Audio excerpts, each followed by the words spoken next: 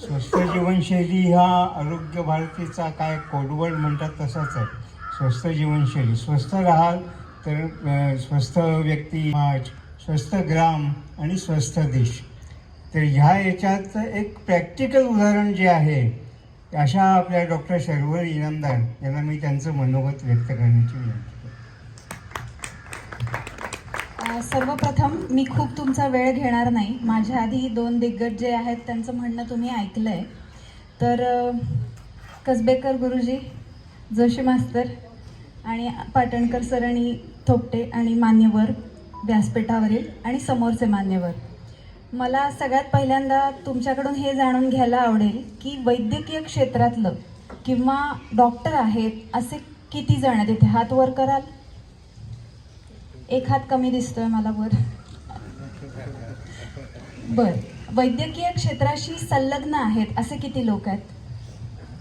बर, तर आता जे काही उहापोह इथे झाला त्याचा 5 मिनिटातला गोषवारा जो आहे, का आणि कसं, हा जर मला या 5 मिनिटात मांडता आला तर ते मी माझं सौभाग्य समजेन.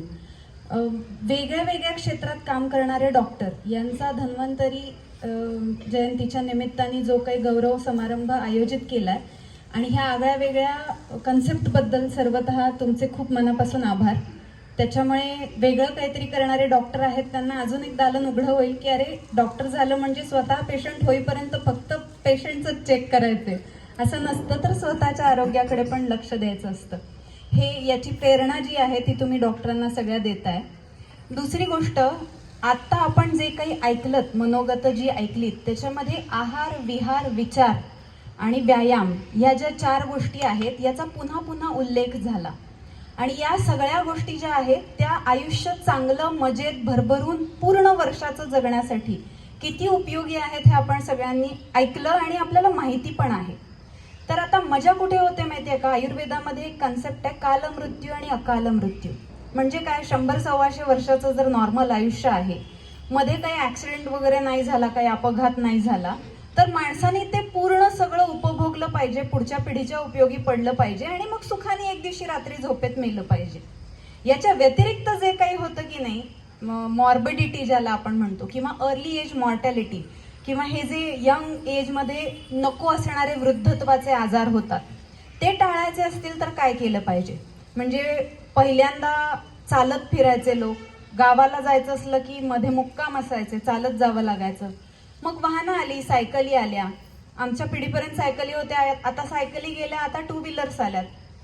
आमच्या वेळी पुस्तकं, आजी सांगायची की पुस्तकं वाचायला लागली बाई की ही कामातून गेली असं समजलं जायचं. मग गोल साड्या नेसून पुस्तक वाचणाऱ्या बायकांचा एक काळ आला. त्याच्यानंतर त्या साड्या ज्या आहेत नऊवारी, त्या गोल घालणाऱ्या ज्या बायका होत्या त्या मॉडर्न आहेत, त्या घरातले कामं करू शकत नाहीत, असा एक काळ आला.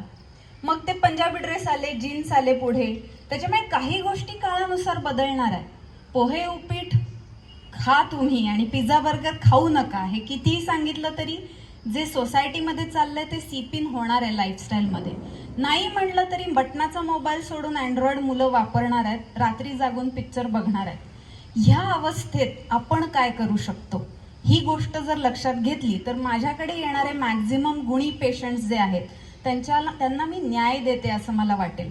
म्हणजे 100% लोक आहेत मेटाबॉलिक डिसऑर्डरवाले की जे माझ्याकडे येत आहेत, त्याच्यापैकी 80% लोक हे घरात पोळी भाजी वरण भात खाणारे असतात, सोडा सुद्धा पित नाहीत, दारू तर लांब राहिली, पण तरी सुद्धा त्यांना BP, diabetes, heart disease, non alcoholic fatty liver हे सगळं असतं. त्यांनी कोणतं पाप केलंय? हो, त्यांना जे शिकवलंय सात्विक आहार खायला पाहिजे, व्यायाम करायला पाहिजे, नाही थांबत ते वडापावच्या गाडीवर, स्वतःच्या घरात शिजवलेलंच खातात, मग त्यांना आजार का होतात?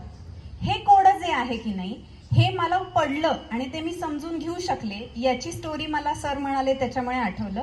MBBS ला मिळालेली ऍडमिशन नाकारून आयुर्वेदाला थांबलेली आहे मी. आणि वर्किंग क्लिनिकल ब्रांच मिळत असून सुद्धा स्वस्थवृत्त मेरिटमध्ये असून सुद्धा चूज केलेली आहे.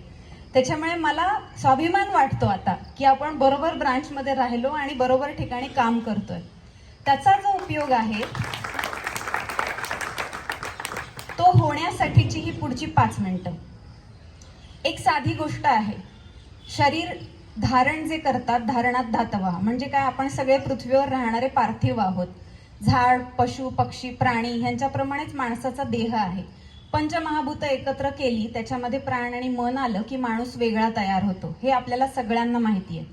आता हे जे शरीराचं अस्तित्व आहे हे जर नाही टिकलं तर त्याच्यामध्ये वास करणारं जे मन आणि आत्मा आहे तो तेवढा दीर्घकाळ जगू शकत नाही. ही काळ्या दगडावरची पांढरी रेघ आहे. मग आता त्या शरीराचं अस्तित्व 100 वर्षापर्यंत वाढवायचं असेल तर ज्या 4 गोष्टी लक्षात घ्याव्या लागतात हे पुन्हा पुन्हा सांगितलं गेलं आत्ता माझ्या आधीच्या व्याख्यानांमध्ये सुद्धा. आहार, विहार, विचार आणि व्यायाम. या 4 गोष्टींमध्ये कोणाला किती करण्याची गरज असते तिथे माणूस थोडा फसतो. म्हणजे काय, शहरी भागात राहणारे 100 लोक आहेत, त्यांच्यापैकी 75 लोक जे आहेत त्यांना वेगळे व्याधी जे आहेत त्यांनी ते ग्रासलेले असतात. 25% जेनेटिकली ब्लेस्ड असतात. हे अंदाजाने काढलेलं प्रमाण आहे. ह्या 25% लोकांचं वैशिष्ट्य काय असतं, हे पण नॉर्मल लोक खातात तेच खात असतात. आरोग्याचा बेसिक नियम पाळत असतात. म्हणजे काय, उदाहरणार्थ मी रोज चक्कर मारून चालून येणार, जिन्याने चढणार उतरणार, किंवा मी या वेळेत झोपणार, किंवा मी प्राणायाम योगासनं करणार. असं काहीतरी बेसिक त्यांनी ठरवून घेतलं असतं. ते त्यांना परफेक्ट लागू पडतं आणि मेटाबॉलिक डिसऑर्डर्स जे ते होत नाहीत. उरलेल्या 75 लोकांची ती गोष्टच नसते. ते योगासनं करतात, प्राणायाम करतात, घरचं खातात, वाह्यात विचार कुठले मनात येऊ देत नाहीत, स्ट्रेस घेत नाहीत, पण त्यांच्या नशिबी ते भाग्य नसतं. याचं कारण काय आहे?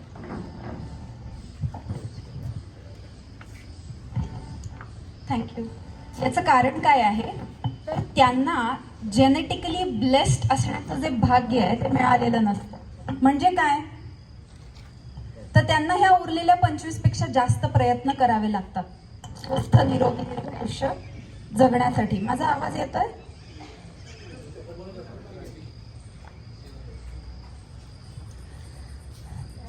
तर आता एक तुमच्या सायंटिफिक ब्रेनला थोडी चालना देणारी गोष्ट.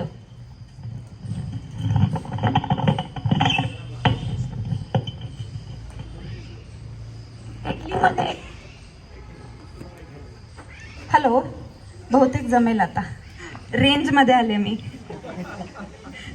इटलीमध्ये स्टेपल फूड पिझ्झा पास्ता आहे असं आपण समजू. तिथल्या 100% लोकांना बीपी, डायबिटीज, हार्ट डिसीज आहे का? भारतामधले 100% लोक पोळी भाजी वरण भात खातात असं समजू. 100% लोक मेटाबॉलिक डिसऑर्डर्स पासून फ्री आहेत का? तर प्रश्न तुम्ही खाताय त्या पदार्थावर काय संस्कार करता आणि त्याच्यापासून काय तयार करता हा नाहीच आहे.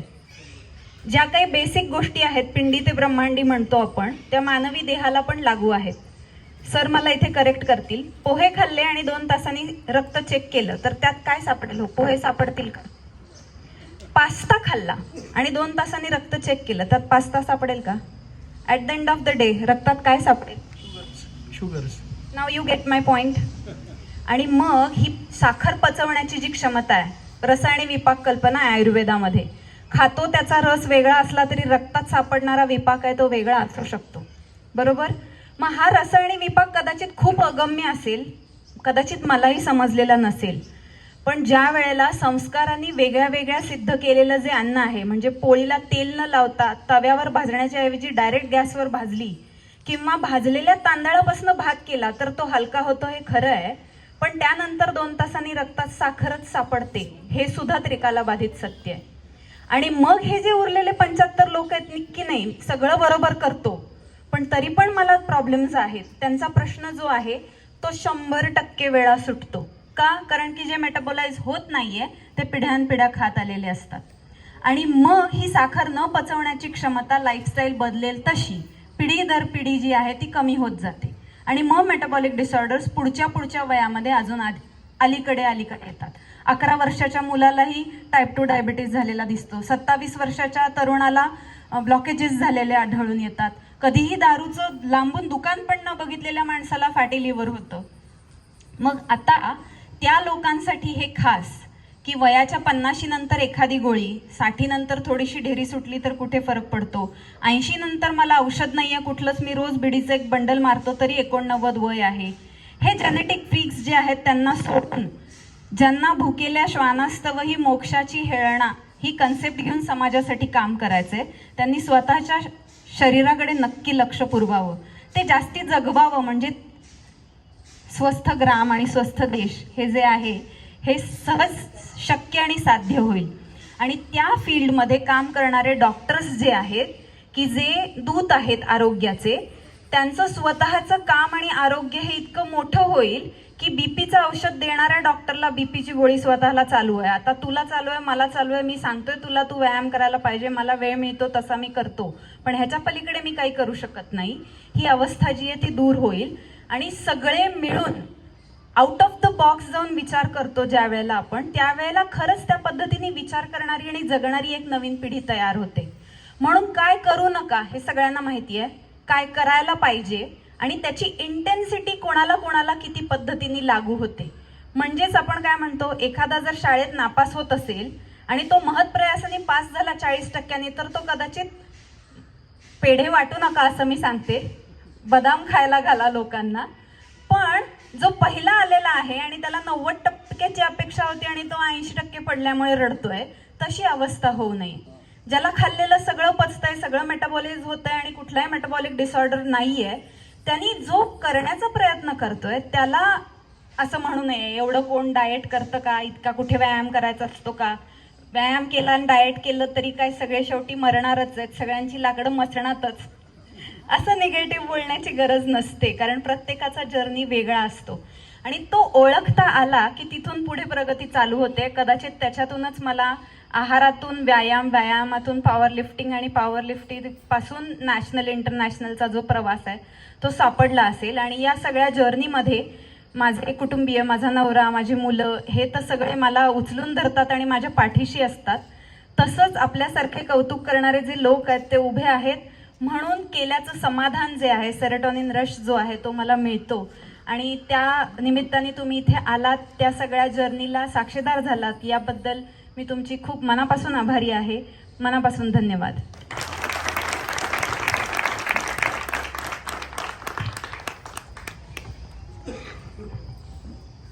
धन्यवाद डॉक्टर.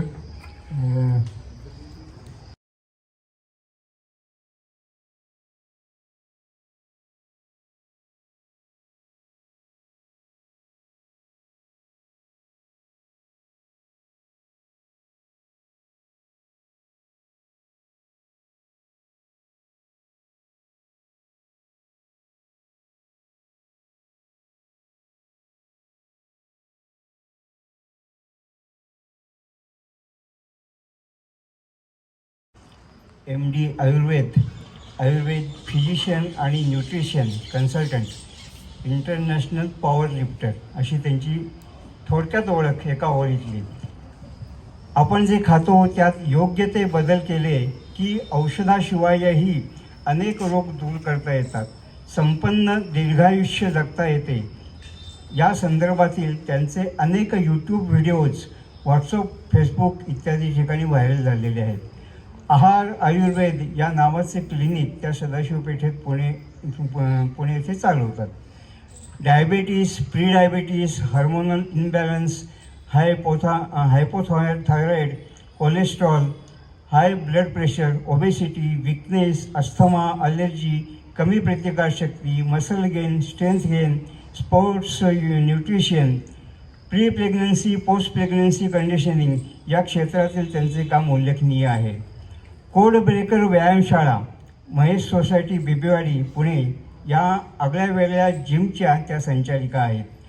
2 टीनएजर मुलांची आई असलेल्या डॉक्टर शर्वरी ह्या अनेक तरुणींचे प्रेरणास्थान आहेत.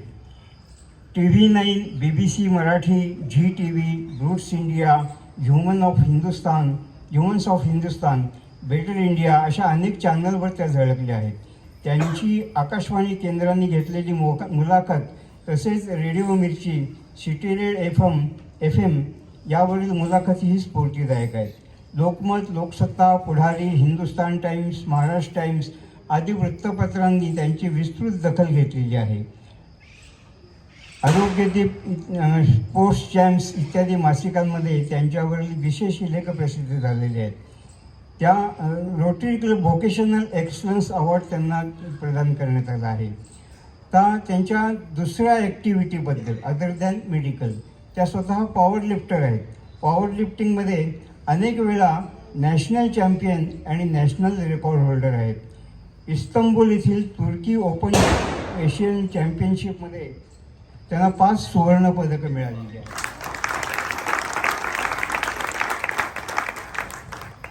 Strong woman of India title winner in open classic equipped master of all categories. 9 वेळा स्ट्रॉंग वुमन ऑफ महाराष्ट्र आणि अनेक वेळेला strong woman of Pune titles त्यांनी मिळवलेले आहेत, टायटल्स मिळवलेले आहेत. एशियन स्कॉट आणि टोटल रेकॉर्ड होल्डर आहेत. एशियन पॅसिफिक आफ्रिका चॅम्पियनशिप हाँगकाँग येथे झालेल्या ह्याच्यामध्ये 2 गोल्ड आणि 3 गोल्ड आणि 2 सिल्वर मेडल्स त्यांना मिळालेले आहेत. आणि त्याचबरोबर strong woman of Asian Pacific Africa title winner आहेत. मँगोलिया येथील वर्ल्ड चॅम्पियनशिपमध्ये equipped world championship, world power lifting चॅम्पियनशिपमध्ये 5 सुवर्णपदक आणि 1 रौप्य पदक जिंकलेलं आहे. First ever Indian across all weight, age, gender कॅटेगरीमध्ये दुहेरी मुकुट विजेते आहेत. याबद्दल तर जोरदार टाळ्या झाल्या पाहिजेत. अशा अनेक पदके मिळवलेल्या या प्रेरणादायी पॉवर वुमनची ही ओळख आहे. आमच्या योगी अरविंद सांस्कृतिक मंचाच्या कार्यवाह सौ रुपाली केंडे यांना मी विनंती करतो की त्यांनी त्यांचा गौरव करावा.